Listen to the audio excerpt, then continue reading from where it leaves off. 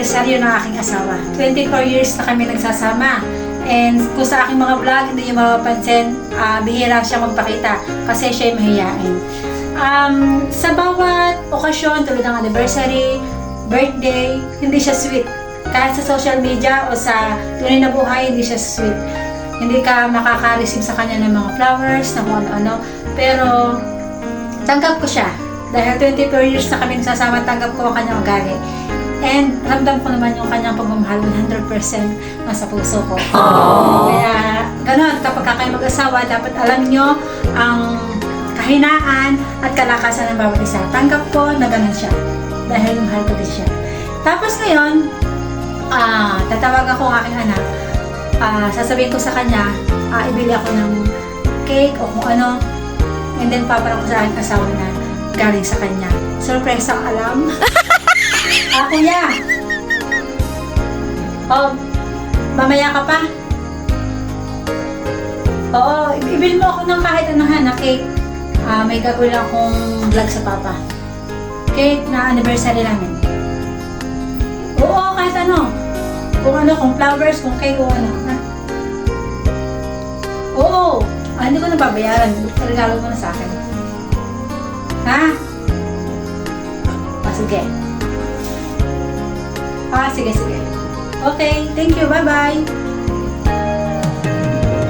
So, yun. Maya-maya nandyan na siya and tuloy ang ating prank sa aking mahal na asawa na hindi sweet kailan pa man pero ramdam ko ang kanyang pagmamahal. Aww.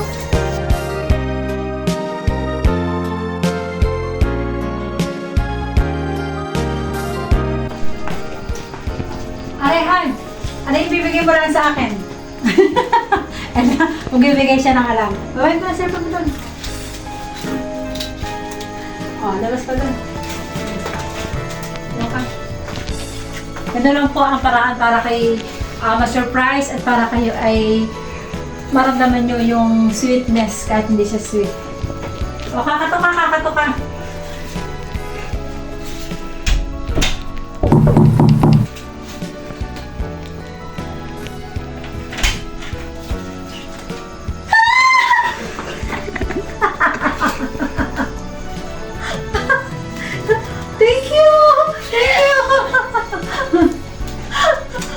Pero lang kasimple kung paano tayo magkaroon ng cake at sa ating anniversary, sa mga birthday tips po sa mga mami. Thank you! Surprise ang alam. Dahil ngayon ay 24 anniversary namin, sa taon ay silver anniversary.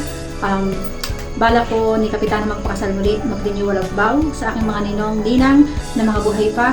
Humanda po kayo sapagkat kayo po ay muling maghahawak sa kasal sa amin.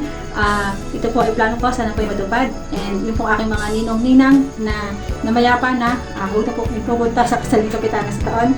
And more anniversary pa saan. Umapit pa kami ng golden anniversary. Sana matupad ang aking wish na kami ikasal sa taon, sa silver anniversary.